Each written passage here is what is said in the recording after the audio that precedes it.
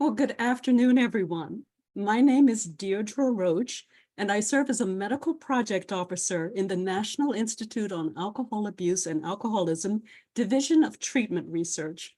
Welcome to today's technical assistance webinar for the Trans NIH Request for Applications, or RFA, titled Model Continuums of Care Initiative to Advance Health Equity and End Health Disparities Among Women and Girls in racial and ethnic minority and other underserved communities, otherwise known as MCCI.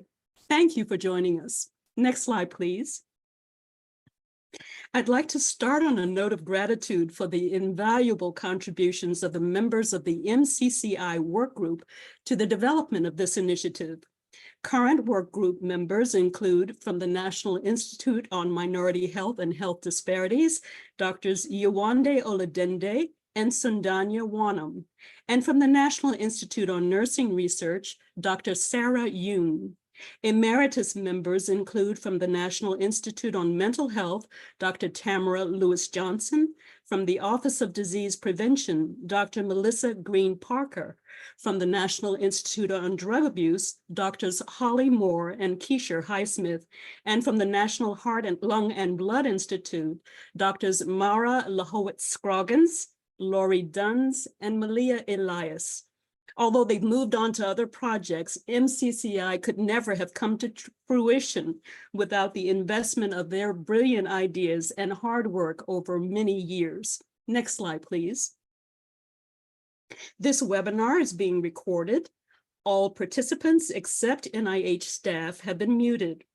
Participants should use the Q&A box to submit questions. Scientific inquiries and ideas for research projects will not be discussed. Please email scientific questions to the program officers at participating institutes listed in the RFA. Today's slides and recording will be posted as soon as possible to the NIAAA website under the tab for the Interagency Work Group on Drinking and Drug Use in Women and Girls at the link shown here. If you experience technical difficulties during the webinar, please send an email to Joan Romaine at joan.romaine, R-O-M-A-I-N-E, at nih.gov. Next slide, please. MCCI is a research initiative in two parts. Phase 1, a U34 cooperative agreement planning phase, and Phase 2, a large cooperative agreement implementation phase. I'll open today's program with an overview of this MCCI RFA for the Phase 1 or planning phase of the initiative, briefly touching on eligibility, our purpose and background, why are we doing this, goals and strategies, special considerations to keep in mind as you develop your application, populations of interest.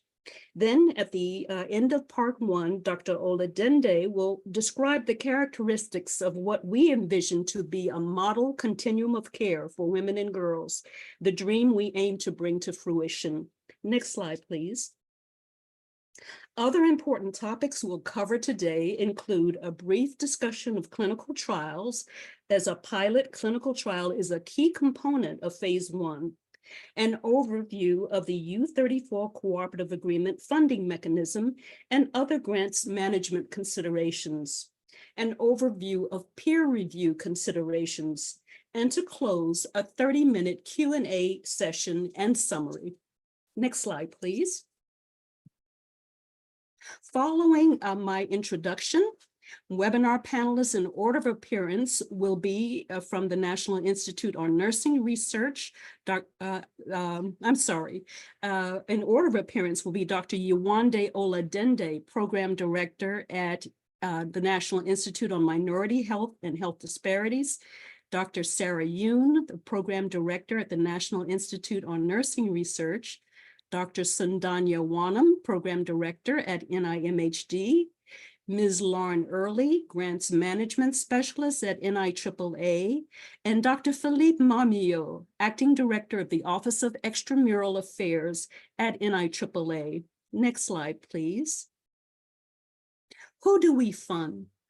All NIH institutes and centers support research aligned with their respective missions and strategic priorities, conducted by scientists from any discipline. Section 3 of the RFA includes a long list of organizations eligible to apply, including institutions of higher education, nonprofits other than institutions of higher education, for-profit organizations, local governments, and tribal organizations, among several others. Next slide, please.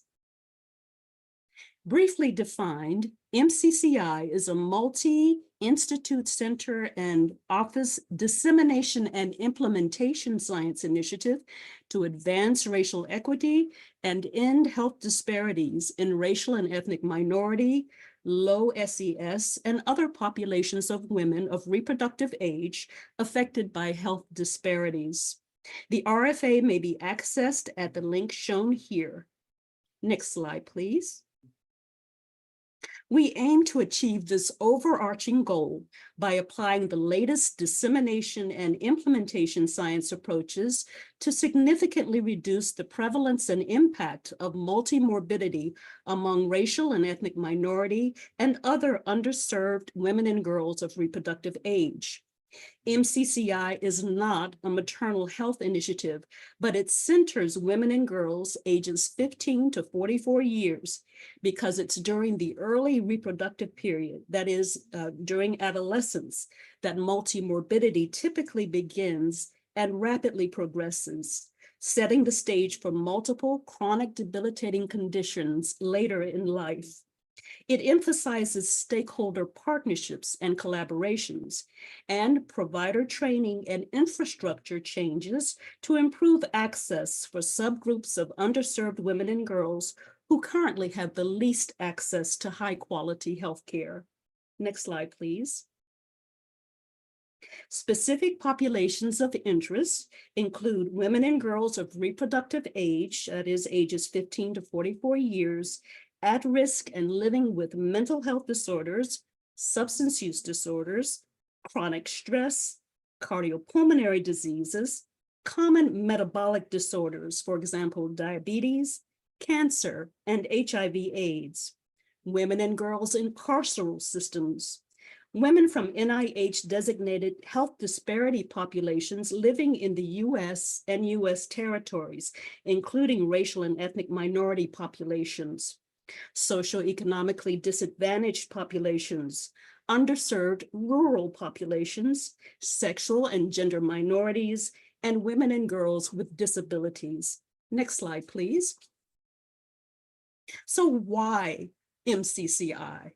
Among other reasons for launching this initiative, our research has shown that rising rates of anxiety and depression among U.S. women and girls are acting as important drivers of sharp increases in harmful alcohol and substance use. We've also observed that bidirectional positive relationships between mental health conditions and harmful substance use leads to an increased risk for a wide range of physical conditions.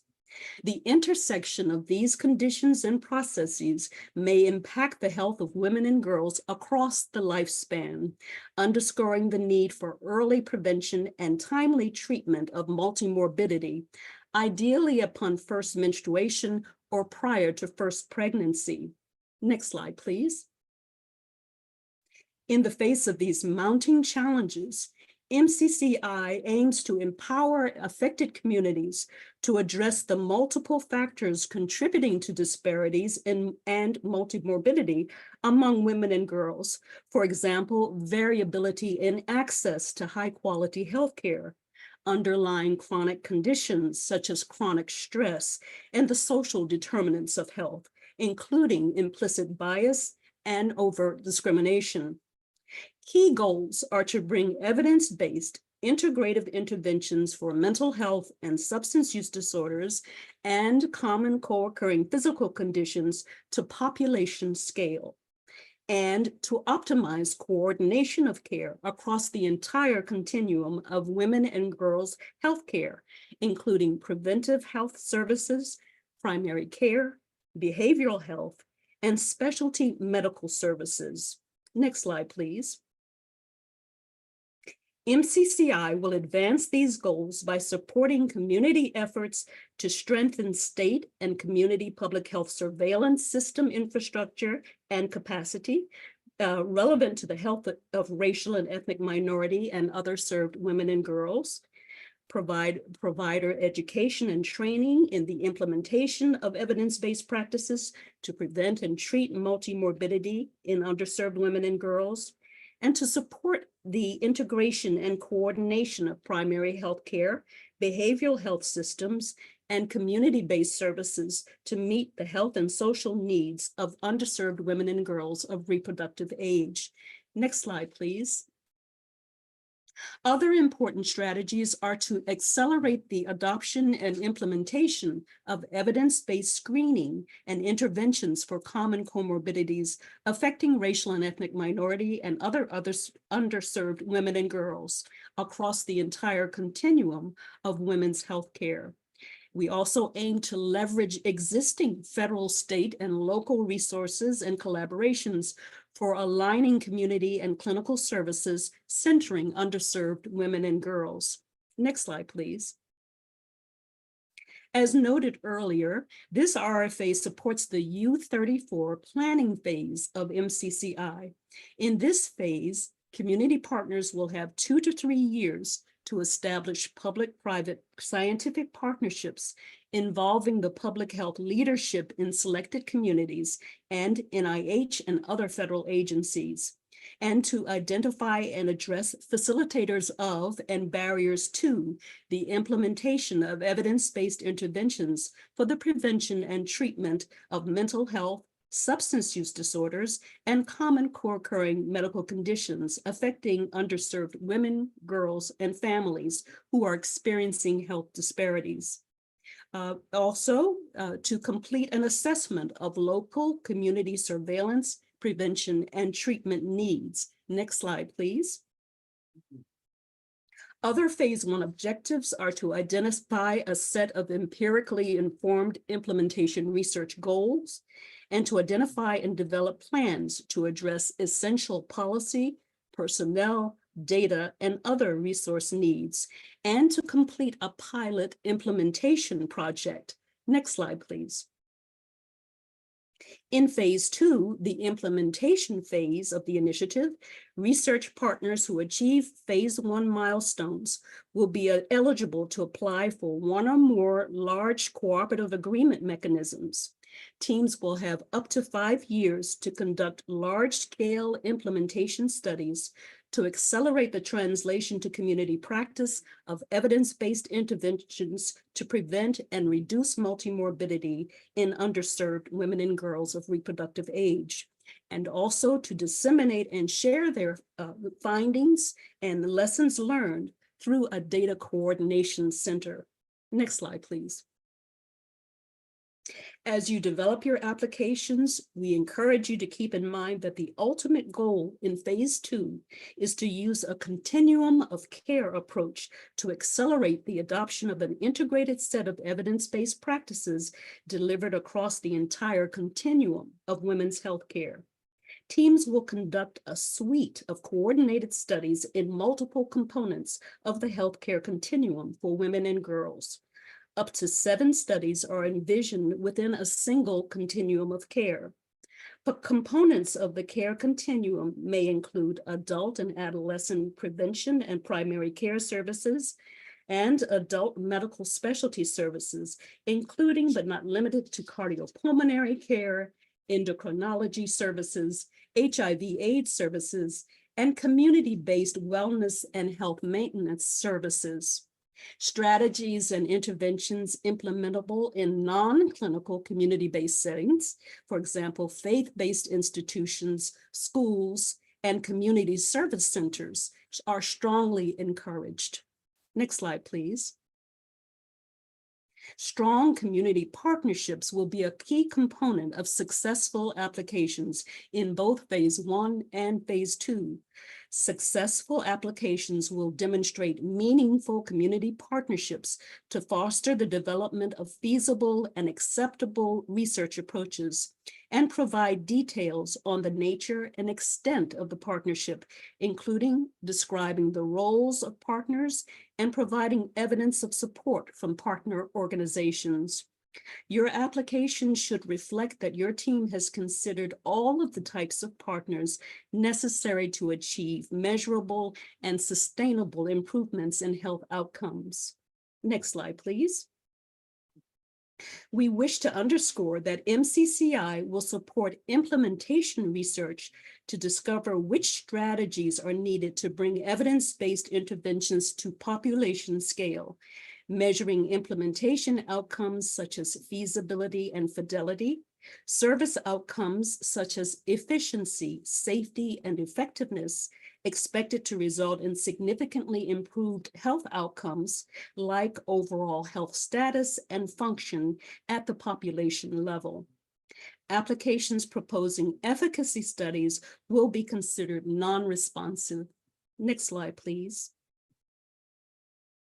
MCCI encourages every type of hybrid implementation research, including type 1, with its primary emphasis on effectiveness and secondary focus on implementation, type 2, which focuses equally on effectiveness and implementation, and type 3, with its primary focus on implementation and secondary focus on effectiveness. I'll now turn the virtual podium over to Dr. Yewande Oladende to discuss what we envision to be the most important characteristics of a model continuum of care. Next slide, please. Thank you, Deidre. So, as previously stated, MCCI is a dissemination and implementation science initiative. And so what are we looking for? What are some of the characteristics of an ideal model continuum of care?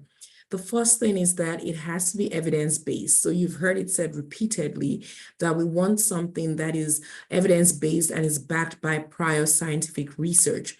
We also want something that is sustainable. So after the research funding ends, can this model continuum of care continue? So thinking about sustainability as you begin to plan what this research is going to look like. So thinking about sustainability from day one. Is it something that is inclusive? Is it trustworthy science? We want something that is also person-centered. We want something that, focuses on wellness and also prevention at the same time. We want a model continuum that is centered on recovery. Another characteristic we're looking out for is something that is culturally competent. It has to be trauma-informed. We want a continuum that also looks to empowering women and girls. We want something that is integrative. So it has to be something that is integrative. So it's characterized by maybe collaboration and communication among multidisciplinary researchers. Something that is well coordinated, resourceful. So that goes along also with that sustainability that we talked about. And it has to be a collaboration with community partners. So it has to engage community partners from the beginning. And something that is also collaborative, flexible, and adaptable. With that, I'll pass it on to my colleague, Dr. Deidre Roche. Thank you, Yewande. Next slide, please.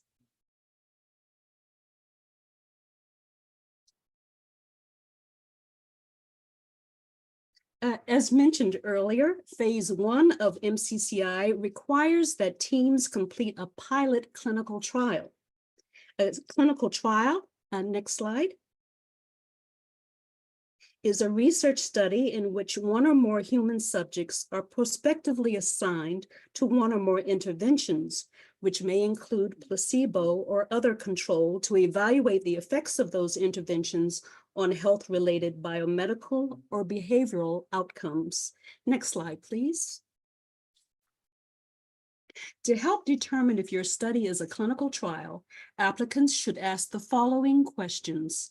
Does the study involve human participants? Are the participants prospectively assigned to an intervention?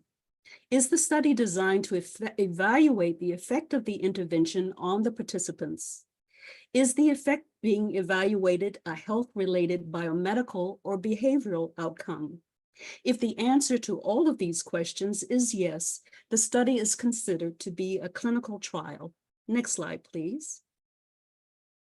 We'll now move on to Partner Institute's specific areas of research interest. I'll now toss to Dr. Sarah Yoon to discuss the specific research interests of the National Institute of Nursing Research. Next slide, please. Thank you, Deirdre. Good afternoon, everyone. I would like to go over quickly the NINR overview first. The NINR mission. So at NINR, we are committed to leading nursing science to solve pressing health challenges and inform practice and policy, and optimizing health and advancing health equity into the future. Next slide, please. So NINR supported research that addresses today's challenge and helps us be better prepared for the future, and discovers solutions to optimize health across clinical, community, and policy setting, advances equity, diversity, inclusion, and accessibility, and also it's innovative, applies rigorous research methods, and has the potential for significant impact on health and well-being. Next slide, please. So as you see here, there are 5 research lenses in the NINR strategic plan. So in the top 2 research lenses, we see health equity and the social determinant of health. And then under those 2 big umbrella, there are population and community health, systems and models of care, and prevention and health promotion research lenses. In addition to leveraging the strengths of nursing research, these lenses promote multi-level approaches, cross-disciplinary and cross-sectoral collaboration, and community engagement in research. If you have any questions or would like to learn more about NINR strategic plan, please visit our NINR strategic plan on the website. Thank you, and I'm going to pass over to my colleague NIMHD for next 2 presentation. Thank you. Next slide, please. The National Institute on Minority Health and Health Disparity had a mission to lead scientific research to improve minority health and reduce health disparities, which is defined as a difference that adversely affects the disadvantaged population based on one or more health outcomes. As previously stated, the 5 NIH designated populations experience health disparities are racial and ethnic minorities, socially economic disadvantaged persons, underserved rural residents, sexual and gender minority groups, and people living with disabilities, particularly for this funding opportunity, women and girls. Next slide. NIMHD research priorities are focused on 3 main pillars. We consider race and ethnicity and socioeconomic status as the 2 main pillars of health disparity science, and prioritize novel and innovative research that examines, addresses, and mitigates the underlying causes, pathways, risks, and inequities adversely impacting the health and well-being of women and girls, particularly among health disparity populations. NIMHD supports research at the intersection of race and ethnicity and socioeconomic status along with other NIH designated populations experiencing health disparities within the US and its territories. Next slide. To accomplish this intersectional approach or develop intersectional aims, we encourage investigators to begin with the NIMHD research framework. As you can see, It highlights the intersection of domains of influence, biological, behavioral, physical or built environment, sociocultural environment, and healthcare system with levels of influence at the individual, interpersonal, community, and societal level. While it's not necessary to develop a project that hits on every intersection, we strongly encourage that at least 2 intersections are available for review in your project. Next slide. For purposes of this funding opportunity, we strongly encourage collaborative studies that include multidisciplinary, multi-level interventions with engagement of community partners, as highlighted in our research framework, that investigators address social determinants of health that impact access to care, structural barriers, medical insurance, racism, discrimination, stigma, biases, to name a few, on health outcomes. The researchers examine cultural humility, literacy, numeracy, misinformation, and family models on perceptions, barriers, and adherence to care. Projects should involve group-based innovative models on special populations, for example, sexual and gender minority adults, and people living with disabilities. And finally, we strongly encourage investigators to use novel technologies or mechanisms to address multiple chronic conditions among racial and ethnic minority women or girls residing in underserved rural communities. For more information about the intersectional approach of NIMHD's research aims, we'll discuss this later in the Q&A. Thank you. Thank you, Sandhya. The next slide, please. NIAAA is interested in dissemination and implementation, or D&I research, on evidence-based interventions and strategies to prevent, intervene early, effectively treat, and support recovery from alcohol and co-occurring substance use and mental health disorders among racial and ethnic minority and other underserved women and girls. We also are interested in D&I research on integrative prevention, screening, treatment, and recovery support strategies targeting other health conditions that commonly co-occur in these populations. For example, hypertension and other cardiovascular diseases, asthma, obesity, diabetes, cancer, and HIV/AIDS.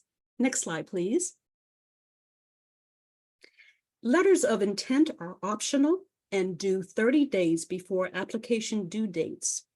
They should be submitted by May 18th, 2024 for June 18th, 2024 application due date, September 18th, 2024 for October 18th, 2024 application due date, and January 19th, 2025 for February 19th, 2025 application due date.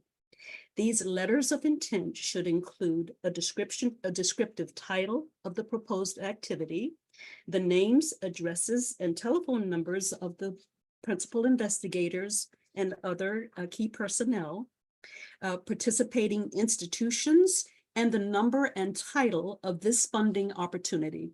Next slide, please. The anticipated number of awards is 3 to 5. The number of awards is contingent upon NIH appropriations and the submission of a sufficient number of meritorious applications. Next slide, please. There are some special considerations that we would like for you, potential applicants, to keep in mind as you develop your applications. Key components of your application will include the specific aims page, where you will list specific objectives of the research, describe why it's well aligned with the spirit of this RFA. There are 2 primary sections: significance and innovation and impact, and insight and rationale.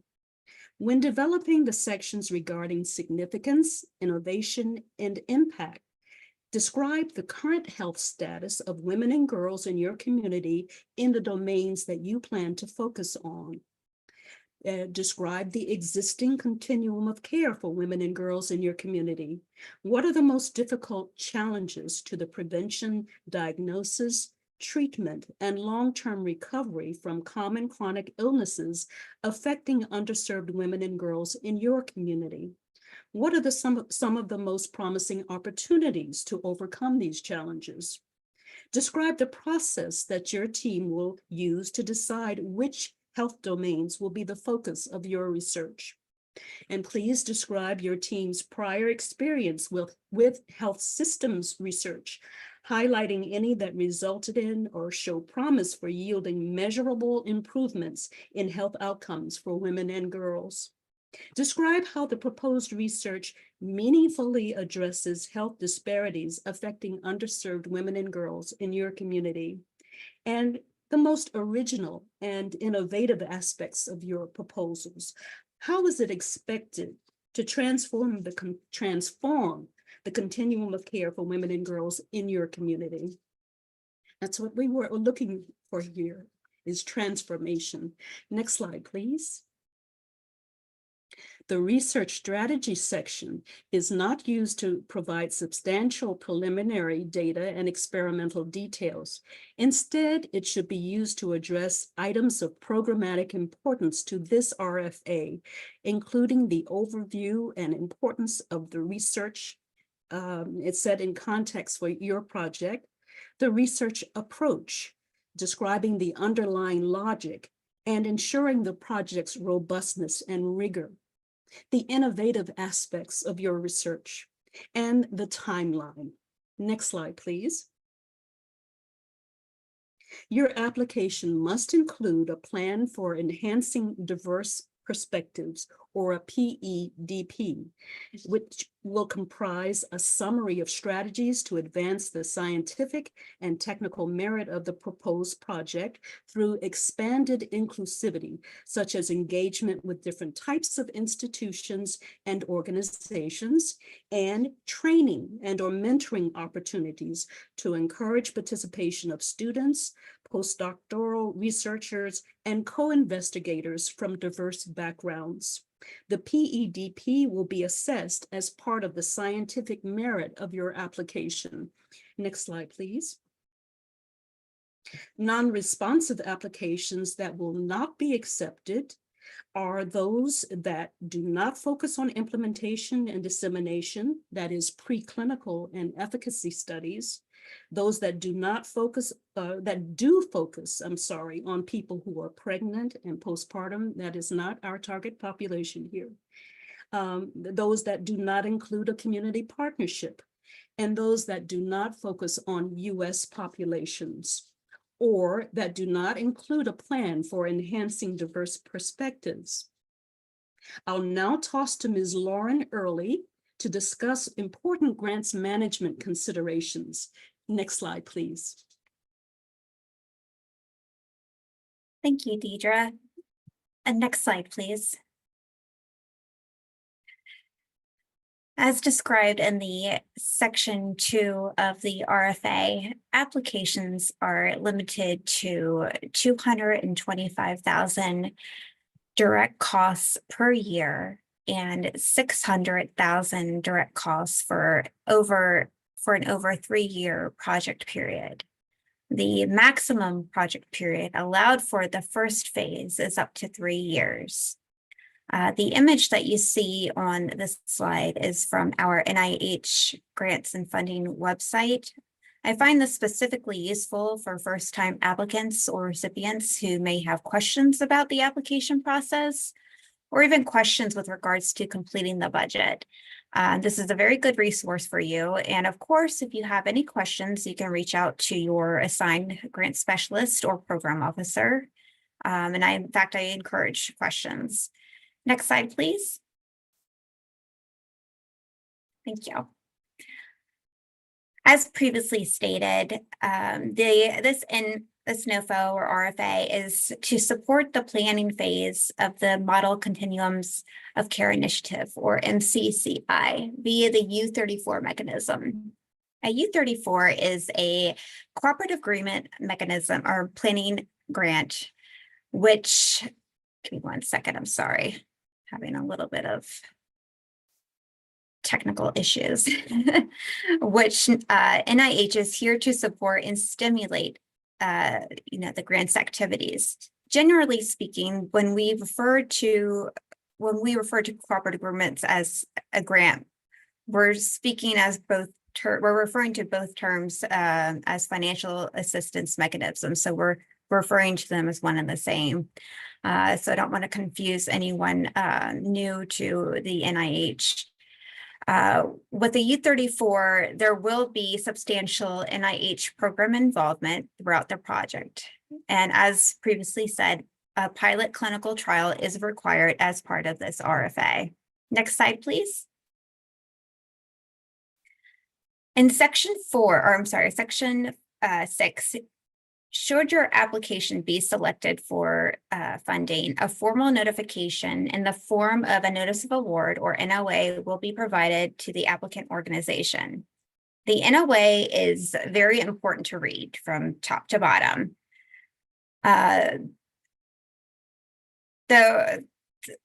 not only will it detail the budget information, but also any funding restrictions or special terms and conditions, as well as this is where you will find the agreed upon milestones displayed. Our purpose for placing the milestones as a condition of the award is to help ensure progress and necessary communication with the NIH program and grants management staff with the applicant or PDPI. As Deidre stated earlier, the U34s that achieve phase 1 milestones are eligible to apply for the phase 2.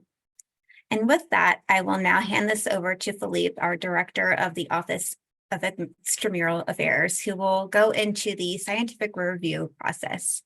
Next slide, please. Thank you, Lauren. Thank you.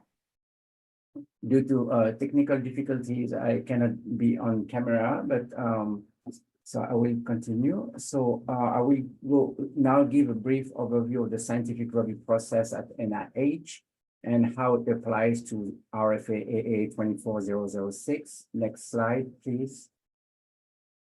So who will do the review? A special emphasis panel or set composed of experts from extramural community will review the application submitted under the RFA AA 24006. What will be reviewed? The reviewers will evaluate the applications according to guidelines listed in section 5 of the RFA. For the first review cycle, the first level of review will be done by a SEP in October 2024.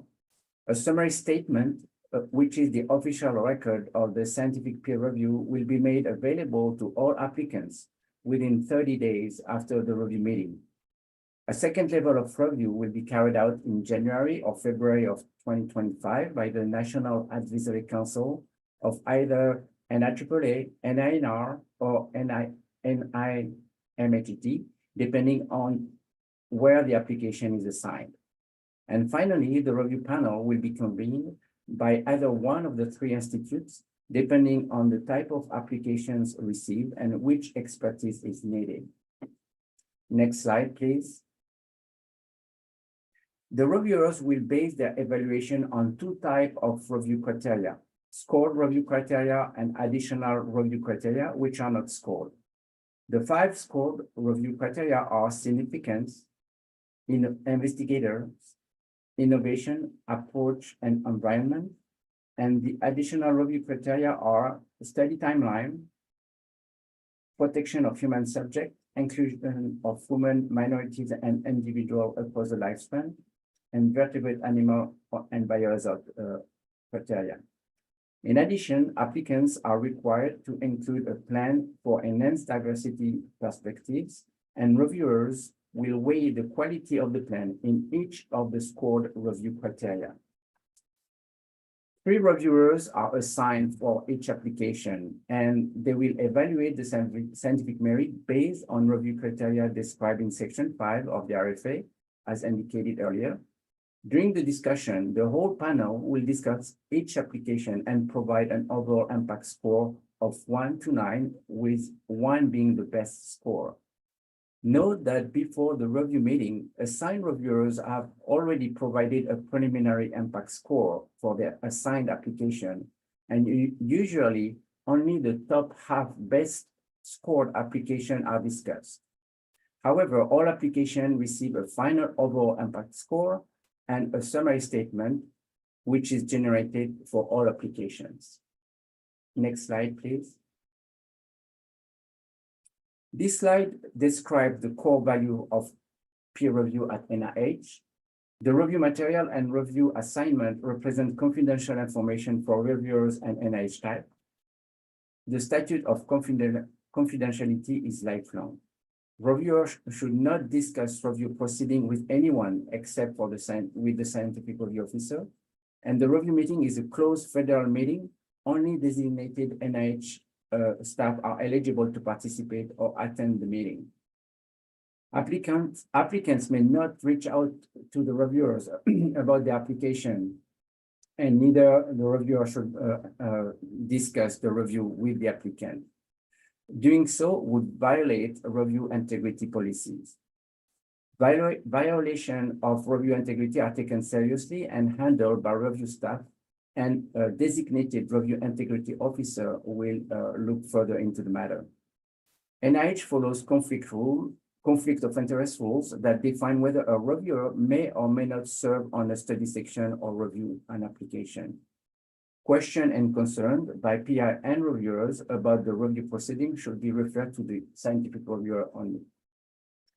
And with that, I will now hand over the meeting to Lauren Early, who will coordinate the Q&A part of the webinar. Thank you, Philippe. As a reminder, if you have any questions, please put them in the type them in the Q&A, and I will read them out and we will respond to them.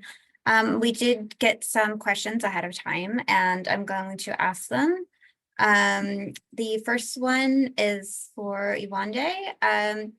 Iwande, do 100% of all participants included in the study need to come from populations that experience health disparities to be eligible for funding at NIMHD?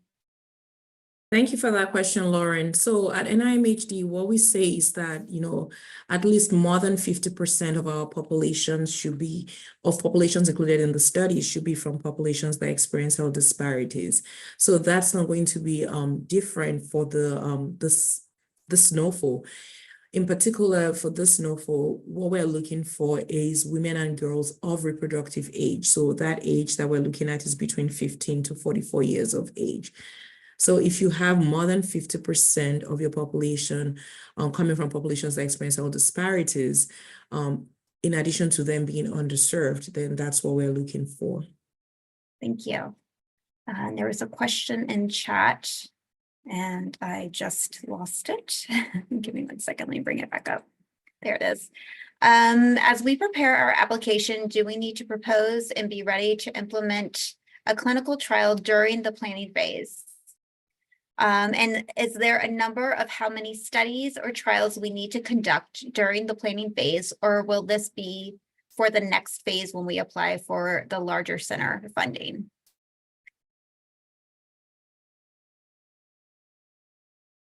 Who wants to take a shot out of that answer?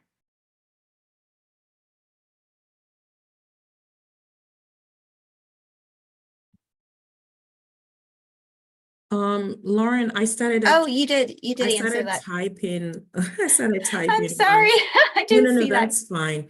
So the main thing is that for the planning phase, you do have 2 to 3 years for the planning phase.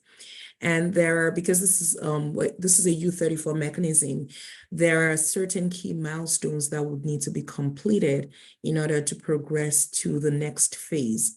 So, whatever is being proposed in that planning phase, as long as those key milestones are met at the end of phase 1, then I think that's the main thing that will be looked out for in moving on to the implementation phase. Thank you so much. Yeah, it just popped up. Thank you. What is an example of a transformative effect? Thank you, says Christina Lee.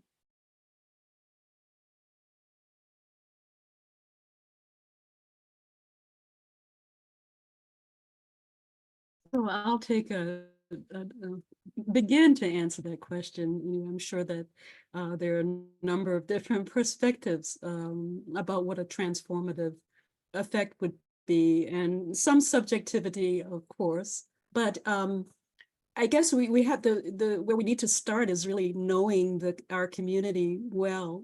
Having some data about how well women and girls are able to access care now, what the prevalence of certain common medical and mental health conditions is in your community, and insurance rates, for example. So we're talking about underserved communities here. And so to observe a transformative effect, or to bring about a transformative effect, we would want to see substantial improvements in the health indices that you aim in the beginning to address. In the domains of health that you aim to address. And an example might be, suppose only 20% of women and girls or less in the community that you're working with receive routine mental health screening or referral to treatment. And if you were able to double that, triple that, I would call that, in terms of the rate of screening, ideally, bring that to somewhere near 80 to 100% of women and girls in your health system receive regular screening for mental health and potential harmful substance use. That to me would be a transformative effect. If in the community that you're working with, 10, 15 receive regular mammograms, and you're able to bring that up to 80%, 60, 70, 80%, to me, that would be transformative. So you're starting with, knowing, having some fairly detailed information about the health status of the population that you want to focus on, and then, observing the significant changes in those indices over time. Does that answer your question? I'm happy to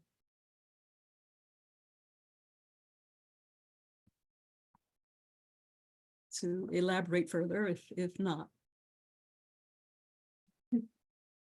Okay. I've got a question for Philippe. Philippe, a question came in. How are reviewers selected for the special emphasis panel?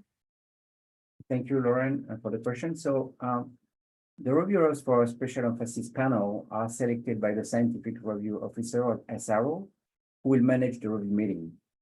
A general requirement is that the reviewer must be recognized authority in their field and actively engage in scientific research. The key requirement is that the reviewer must have relevant expertise related to the applications being reviewed, responding to this particular RFA. And during the reviewer selection process, the SRO may also receive input from the program officers who drafted the RFA. It's important to note that the applicants must not suggest reviewers by name to the SRO or during the application. However, they can mention topics that are relevant to the application, and this is acceptable and will be taken into account during the selection process to recruit reviewers. In addition, the scientific review officer will ensure that reviewers are not in conflict with any of the applicant or applications. For example, they will check for institutional conflicts or collaborative conflicts. Thank you, Philippe. You've got a follow-up. Will reviewers evaluate the implementation plan only, or is the efficacy of intervention proposed also under evaluation?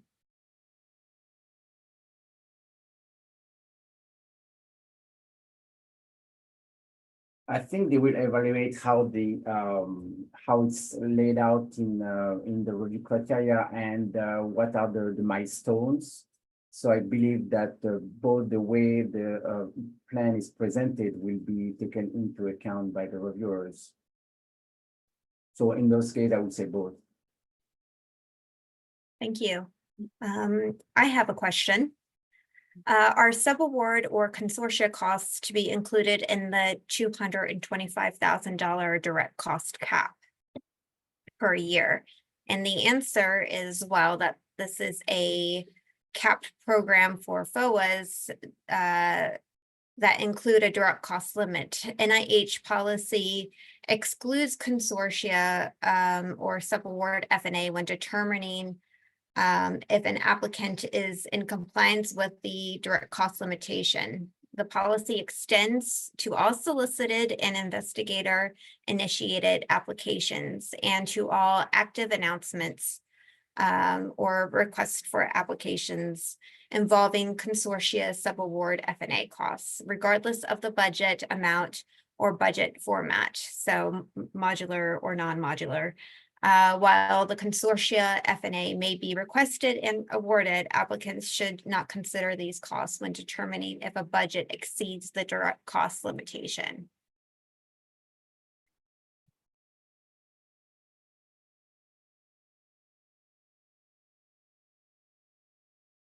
Deirdre has a question. Yes, Oh. I just wanted to, Deidre.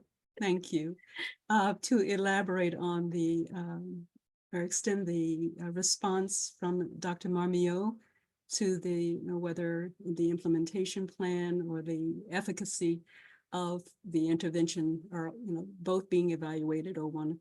And I want to say that for purposes of this announcement, efficacy is a bad word. I think you probably meant effectiveness, but we're not really. There should be a substantial body of evidence in place already that the interventions that you are planning to evaluate do work.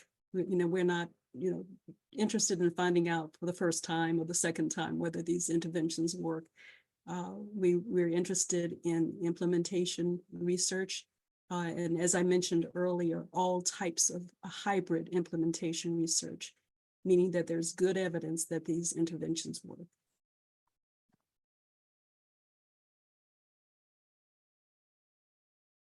Thank you, Deidre. Thank you.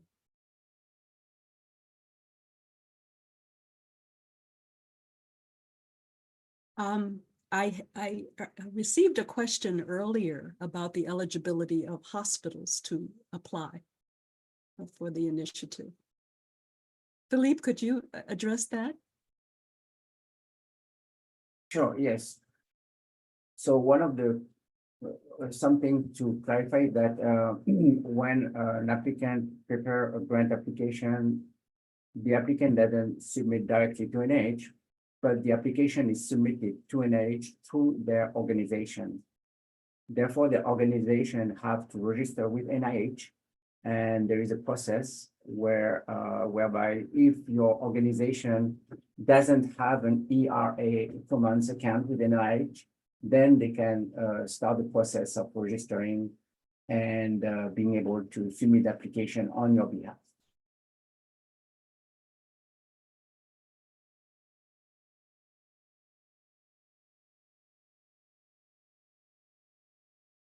And we have still, we have more time for questions. So if anybody has anything that they want asked of our panelists, please, you can put it in the chat.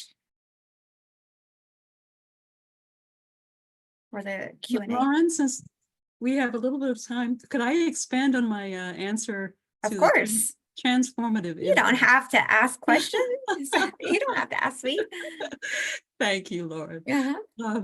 The thing that I meant to add to my response is that you want to see to be able to demonstrate a transformative impact, these significant improvements in certain health indicators that are problematic in your community. But we're talking about a systems level change too. That's another thing that I think is definitive or determinative of a transformative impact. We're not talking about making a single program better or amplifying or bringing to population scale an effective intervention, a single intervention. We're talking about improving the entire continuum of care in your community. So we want these studies in the implementation phase to be coordinated across the continuum of care. So one study is in lockstep with what is going on in another component of your care continuum.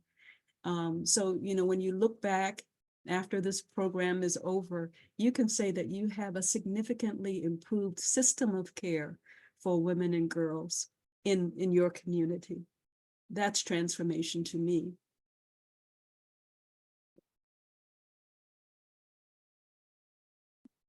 Thank you, Deidre.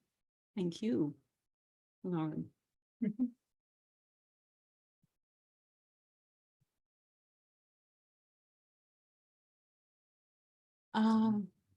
Let's see. There is a question in the Q&A. And the question to me was whether applications, did someone hear me say that applications are not expected to necessarily describe a rigorous approach? I hope I didn't say that. I just, you know, one of the things I know I said was that we don't need a lot of preliminary evidence, you know, from your community necessarily. You know, we're interested in your thoughts about going forward. You know, it should be rigorous. Your approach should be rigorous, yes. But we're not necessarily all that interested in what you've done in this stream of research before in your community, because we understand that this is fairly new. In fact, I'm not aware of a prior NIH initiative that was looking at a whole continuum of care at the same time.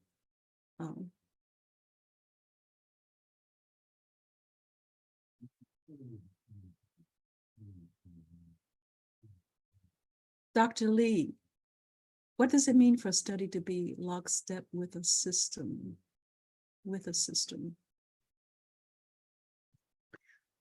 So what I meant with that is that in phase 2, the studies will be there. These are not separate, studies in the continuum of care. There will be a centralized organizational structure.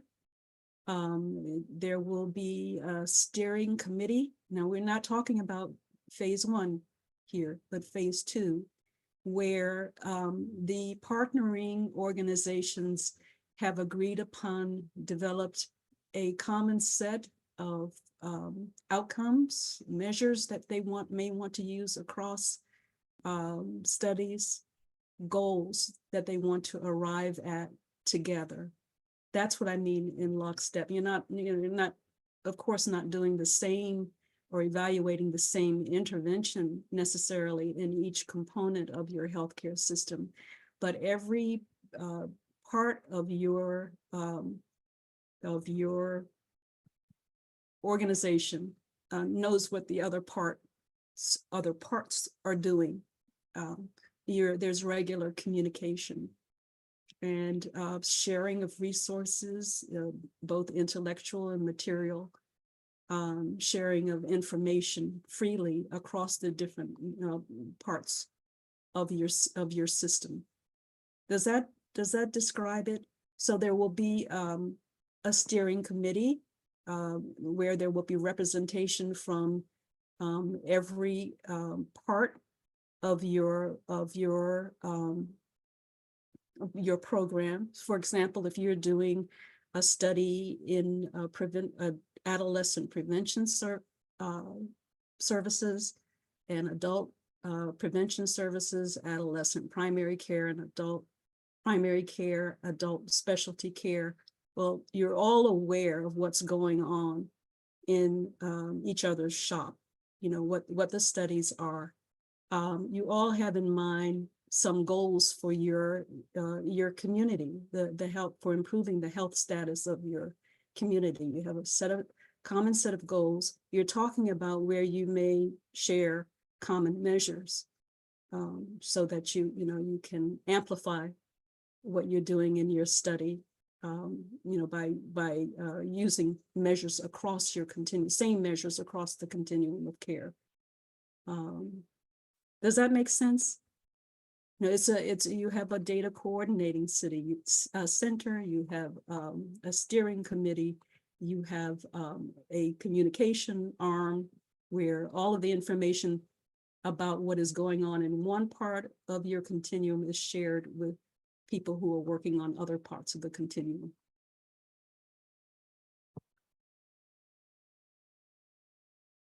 I'm glad I made sense. Sometimes I'm a worry. I'm glad that was comprehensible. We do have another question for Yolande. Yolande, is it recommended that I include all levels of influence when using the NIMHD framework in my proposal? So what we do recommend, and based on the NIMHD framework, is that we want to see multi-level research. So you do not need to include all the different levels in your application, in your proposal, but at least we need you to include at least more than one level of influence. So it just depends on what will be most applicable to your study. Thank you. And I would say that you can, for those who may not be familiar with the NIMHD framework or how to use it, if you go on the NIMHD website, you will see some exemplars of how people may have adapted the NIMHD framework in previous studies. Thank you very much. And we've got, oh, thank you, Joan. I'm gonna read the question.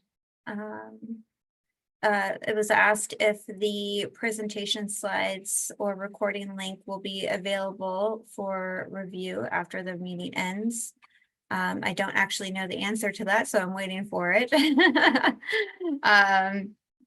Joan, that sounds like a question for you. Yeah, she's answering it. Oh, okay. Let's see. And the answer is yes. We will make them available as soon as possible on our NIAAA IWG website page. It is, as you know, being recorded, and like we said, we will post the webinar link on our interagency working group on drinking and drug abuse and women and girls webpage as soon as possible. So please be on the lookout for that. Thank you, Yolande and Joan. Are there any other questions? Do any of the panelists want to expand on anything they've said previously from their slide? I know we didn't want to take too much of the slides, time in the actual slides for questions.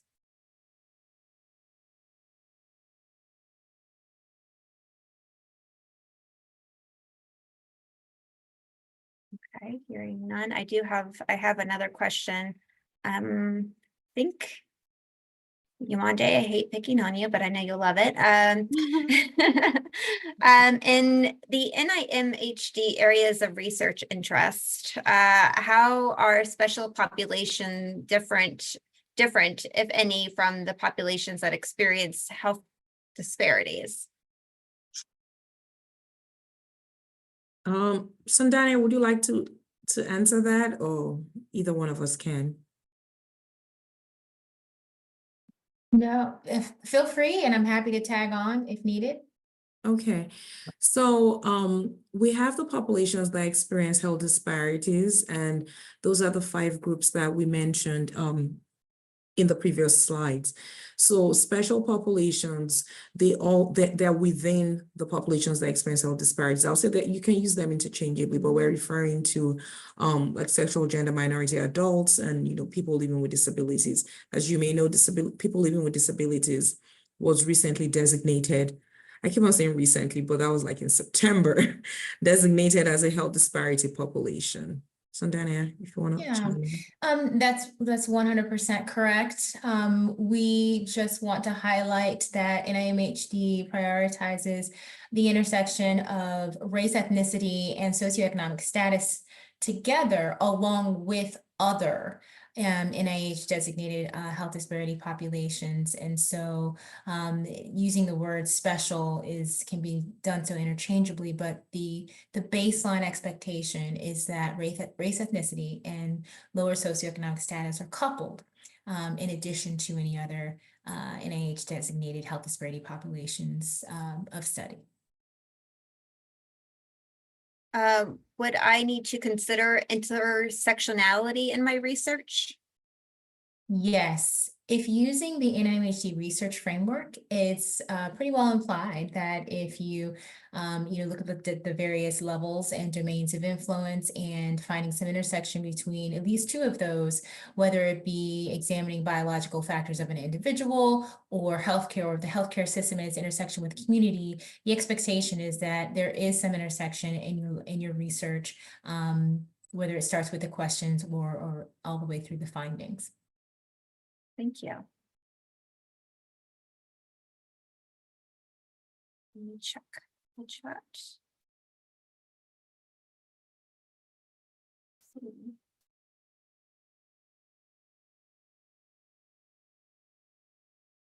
I don't see anything else. I'm gonna leave it open. If anybody has any more questions, we can come back to that.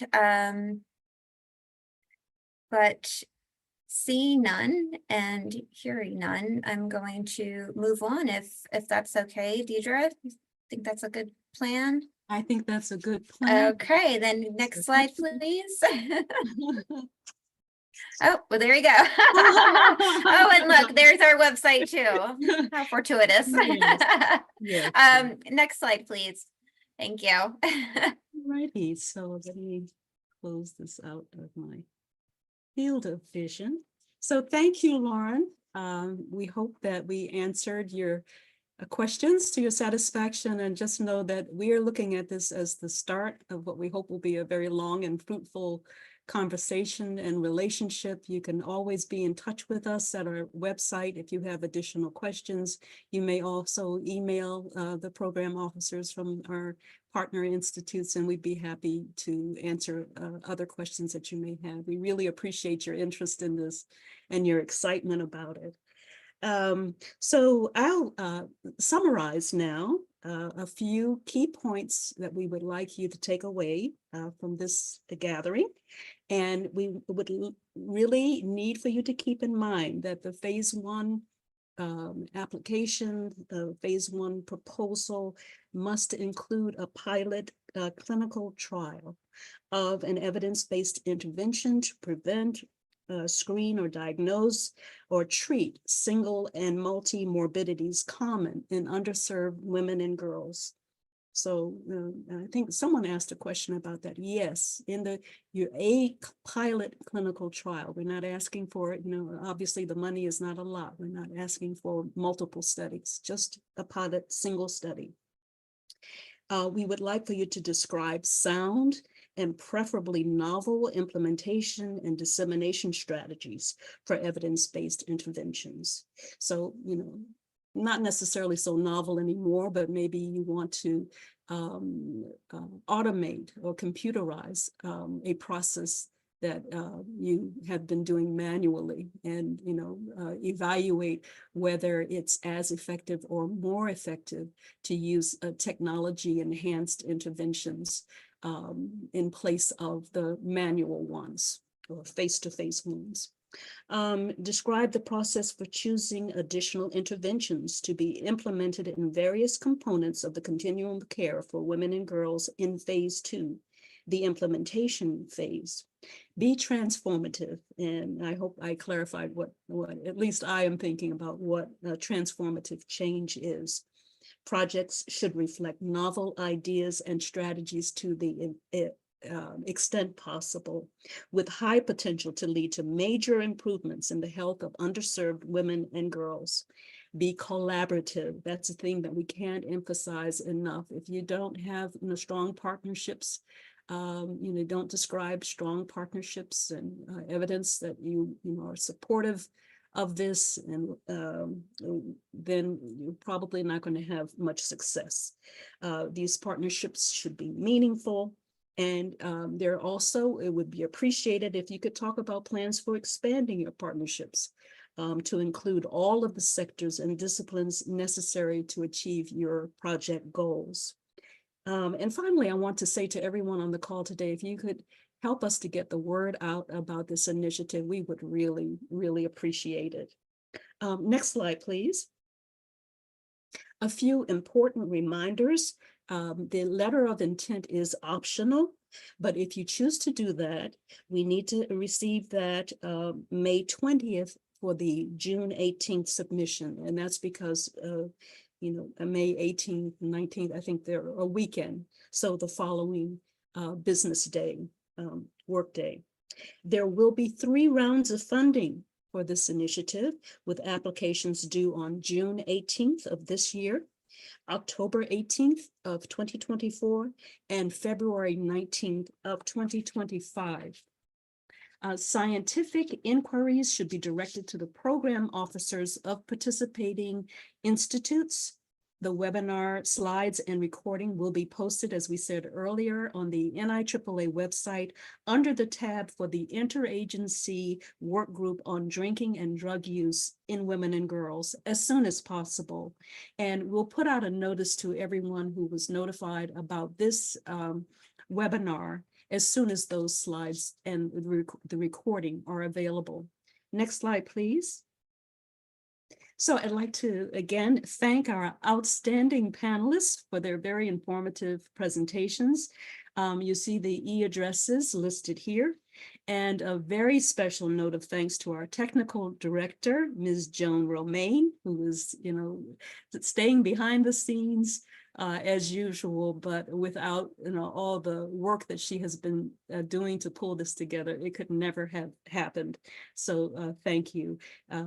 Invaluable assistance with planning the webinar, editing the slides, promoting the webinar. Joan did just about everything. Also to Mr. Timothy Hedges for his expert assistance with all things IT related.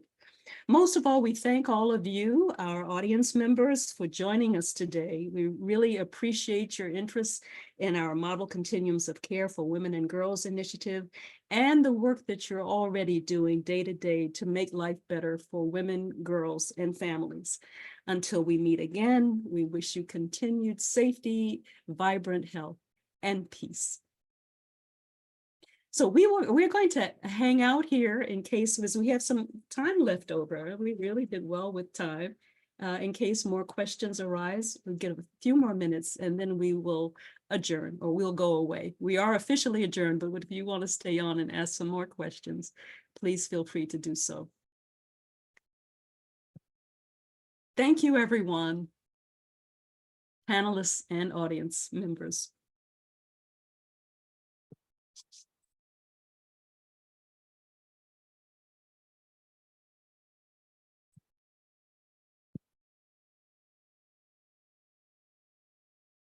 Panelists, if you could, I think we have, what, 3:43? If you could hang out for just a couple more minutes in case more questions come in.